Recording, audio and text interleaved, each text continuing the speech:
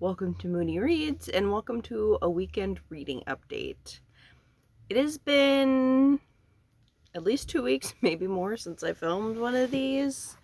Mostly because I kind of hit a pretty big reading slump on top of having a couple of videos to put up and whatever. But I'm here now because I've read something.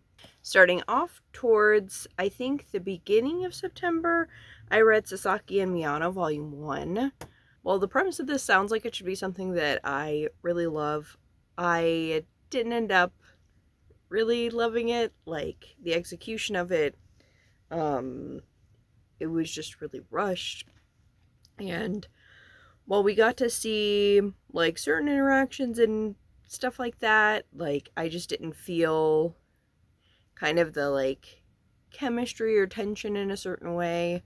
And it ended up being, like, only okay, which is kind of unfortunate. I think I maybe had my standards set a little bit high because it's been recommended and the reviews are all really good. I haven't seen the anime, which may be part of it. Maybe a lot of people who like it have that kind of going on. But it was only one volume, and I do have the next two checked out from the library, so I'm going to try those out before I call it quits, because maybe it gets better or feels more cohesive as it goes on. The book that I finished after that was Everything is Tuberculosis by John Green. Now, this I did really like.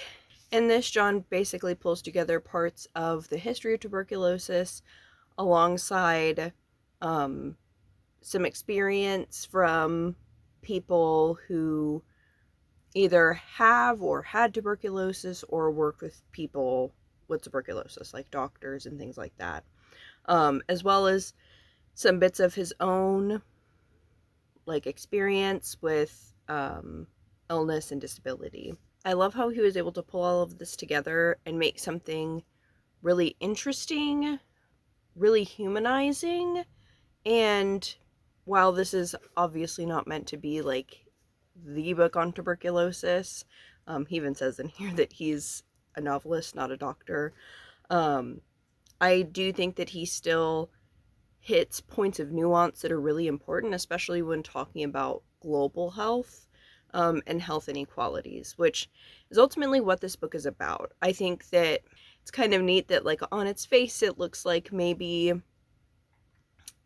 a kind of quirky book about a particular disease. You look in the book jacket and there's, like, kind of the human interest component with him mentioning the guy that he met in Sierra Leone who has tuberculosis.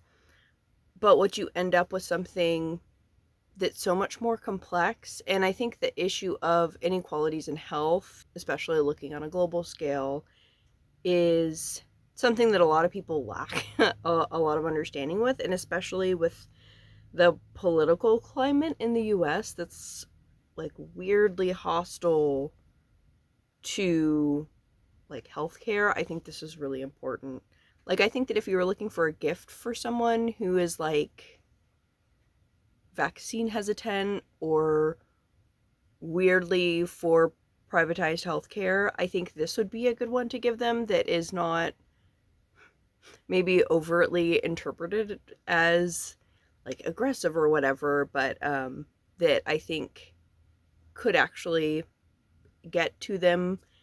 Like, I could see this actually sowing more, like, understanding than even something more like a bigger history book or larger book on theory and health inequalities that's a little bit more overt. So there are a lot of ways that I think this book is very successful, as long as you go into it expecting the right thing. I read the Anthropocene Reviewed and really, really loved it. I had had previous experience with the podcast and admittedly liked John Green before that with Nerdfighteria and everything like that. So I didn't go into this expecting, like, an actual literal history of tuberculosis or, I don't know, something larger. And I feel like the main negative reviews that I have seen are from people who did expect something larger. I'm kind of going off the rails a little bit. I really enjoyed this. it really made me want to reread Susan Sontag. It actually makes me even more excited to kind of look at my HIV and AIDS TBR. While HIV is only mentioned in a small section in this, throughout the book I kind of saw where the way that people with TB and HIV are treated is quite similar in some ways. So I'll be thinking a lot about that moving forward for sure. And those are the only two that I finished since I last did one of these. But I do have some other things that I'm in the middle of. I started Hell Followed With Us a while back and am really loving it. I'm probably a quarter of the way into it. And this is like, I don't want to say post-apocalyptic because it's kind of like during the apocalypse a little bit. And the main character is a teen who is in the cult that kind of encouraged this apocalypse to happen and is trying to run away despite the fact that they were trying to turn him into basically a weapon of the apocalypse. And he's trans. This apocalypse is very, I would say, Christian, but it's like a particular, really amped end of days Christianity that, like I said, was encouraging the apocalypse to happen. So it's intense, it's interesting, and I had read You Weren't Meant to Be Human relatively recently, and I can totally see where we went from this to that. I think they're very different apocalypse settings, kind of. But you can definitely see a lot of the themes on the author's mind. And it's kind of cool that he's able to do something kind of similar, but in such different ways and for different audiences. And for it to be, at least so far, very effective and interesting. The other book that I'm in the middle of reading is Oranges Are Not the Only Fruit by Jeanette Winterson. I'm buddy reading this with a friend. We're going chapter by chapter. We finished chapter 1 and are getting into chapter 2, and we'll probably talk about that soon. These chapters are pretty short. They're the first chapter was just under 20 pages.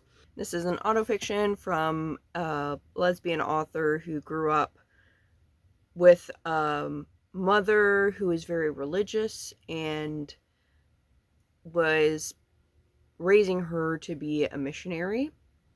Each chapter is named after a book of the Bible, and the very last chapter in here is Ruth, which is very interesting because that is a very gay story.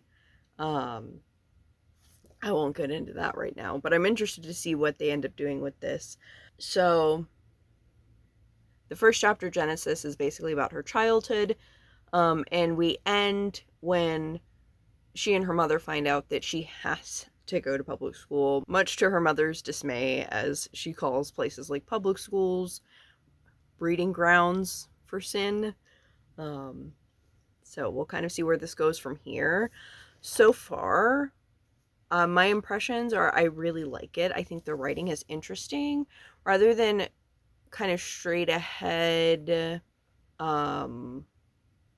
more standard ways to tell a story. A lot of how she describes things is more, I don't know if metaphor is necessarily the right word, but she says things in a roundabout way that end up being way more evocative than if she were to literally describe kind of what was happening. So I really like that. I also think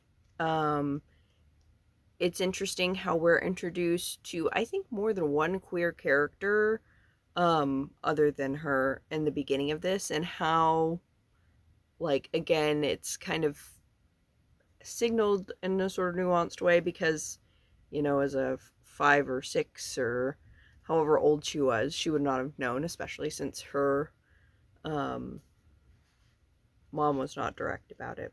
I will say that a bad thing about this book is that they talk about Romani people or travelers in with the typical slur that's associated with them. This was written in 1985, so I can't say I'm surprised unfortunately, but that is something to kind of maybe bear in mind if you're going to read this. There could be kind of like problematic tropey stuff in that way, because she does, like, one of the points towards the beginning of the book is that she's told by one of these women that she's never going to marry. And I assume that's going to be a sizable part of the plot. So that is Oranges Are Not the Only Fruit thus far. In terms of other media, what have I even been reading and watching? Drag Race still.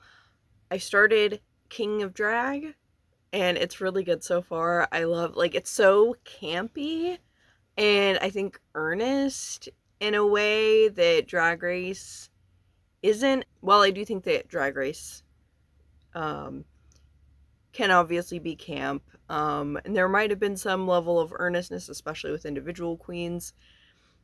I think, like, looking at early Drag Race versus early King of Drag, it's like very different. I think partly because of how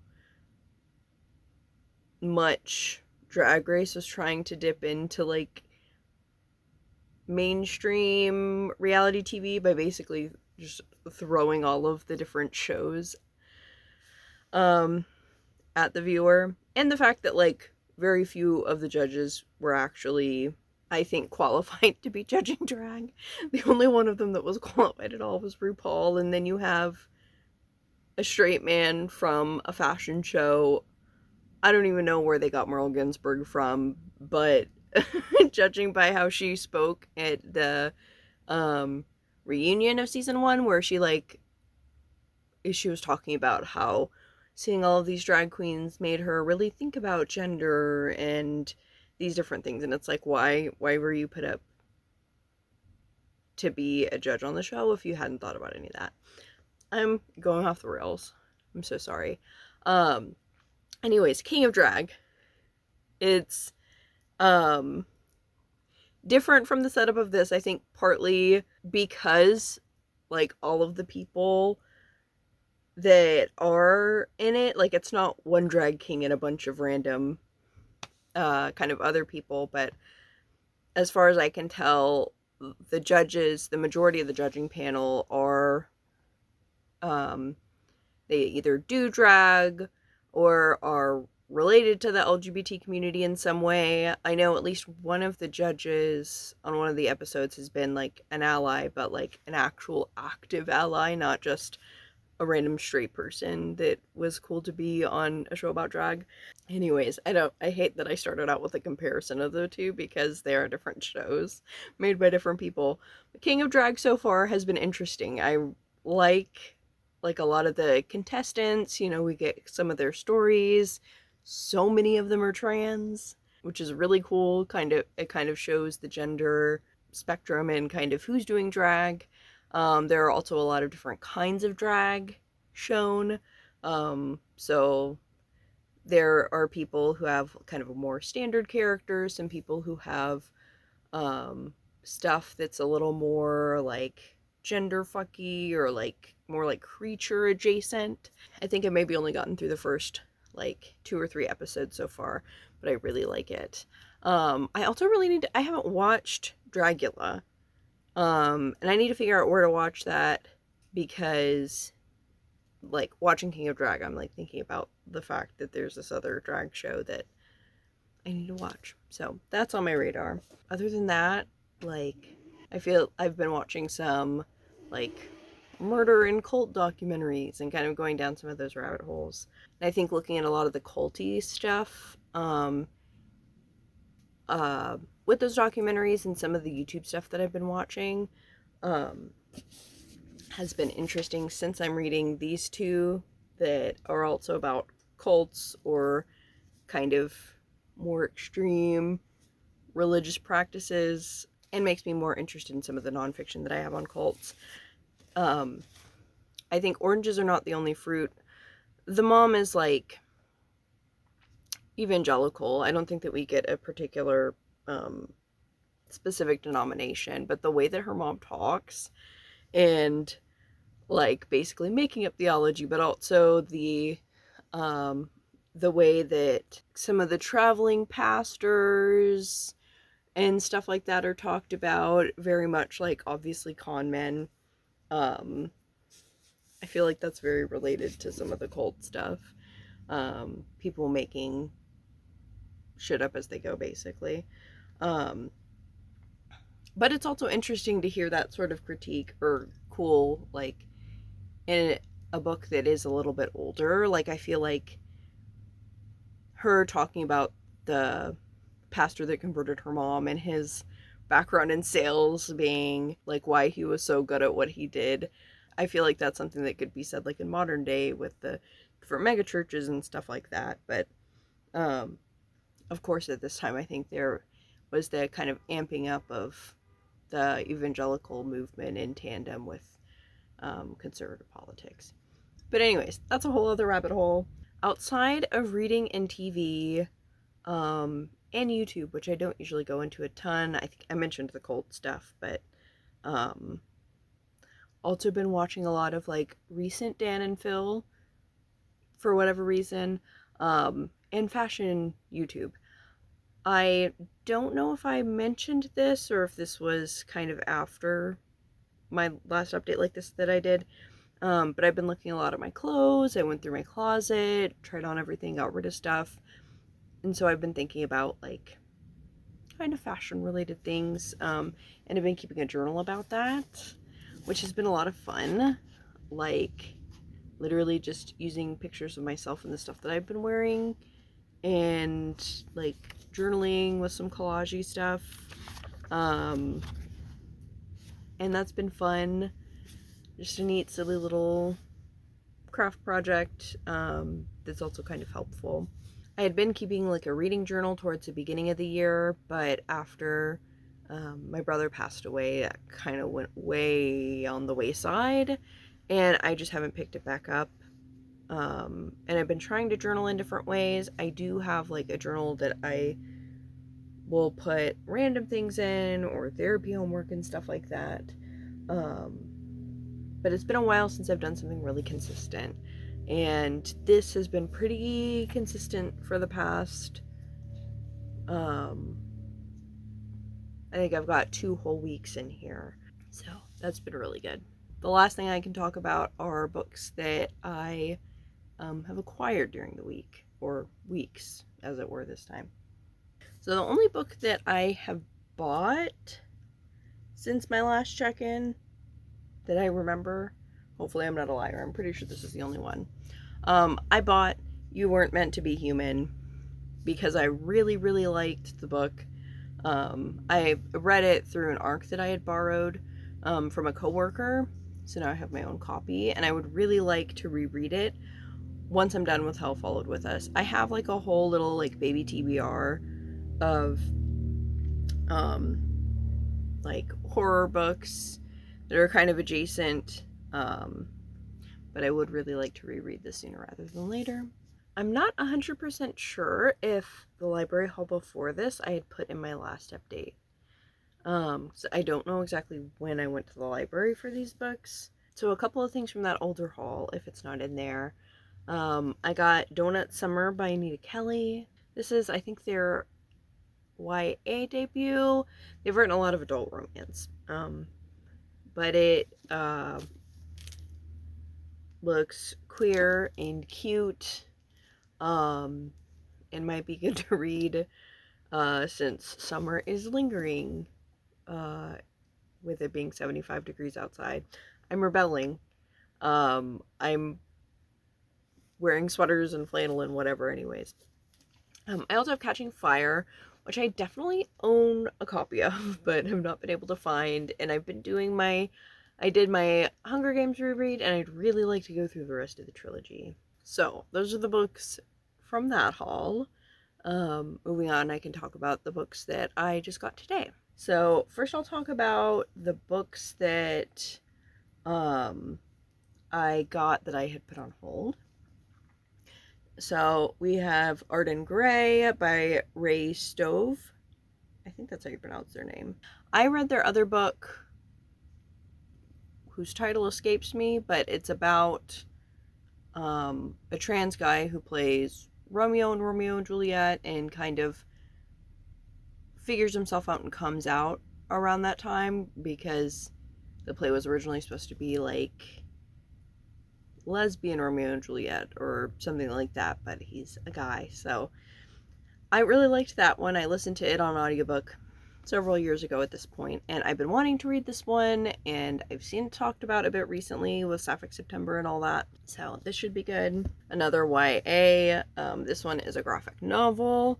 It's The Hills of Estrella Roja. This one looks like it has kind of mystery elements, maybe fantasy or fantastical. Honestly, all I know is what's on the back of the book. I thought that it was interesting when I was in the store, and instead of impulse buying a random book that I didn't know much about, I put a hold on it at the library. So please clap for me. But the art style looks interesting, and it looks gay, which is really all I need to pick up a graphic novel. Which is why I have another graphic novel after that. Kirby's Lessons for Falling in Love. This features rock climbing and astrology,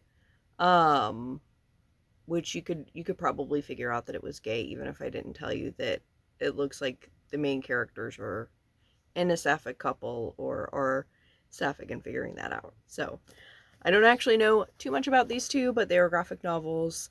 Hopefully I'll get in some kind of graphic novel mood eventually. I have these two, and then the ballet one that I picked up the last time I was in Leap. So these will all be good. And it's Sapphic September, so I can make that happen before the end of the month. And then the last book that I had a hold on from the library was Self-Care for Autistic People by Megan Anna Neff. I'm in the middle of her other book that's a workbook about burnout, but I really wanted to glance through this one. I had found an interview with them online quite a while ago at this point, which is why I bought the workbook. But I've also been looking at this one for a while, just generally speaking. So I thought that it would be good to take a look at it and get some ideas. The last couple that I have, I both got off of the new release display and had not heard of either of them before, but they looked interesting. They're both memoirs. Articulate, a deaf memoir of voice by Rachel Cobb, which is about someone who was born deaf and kind of some of her experiences. It's blurbed by Alice Wong, so that was kind of enough for me to pick it up and take it home.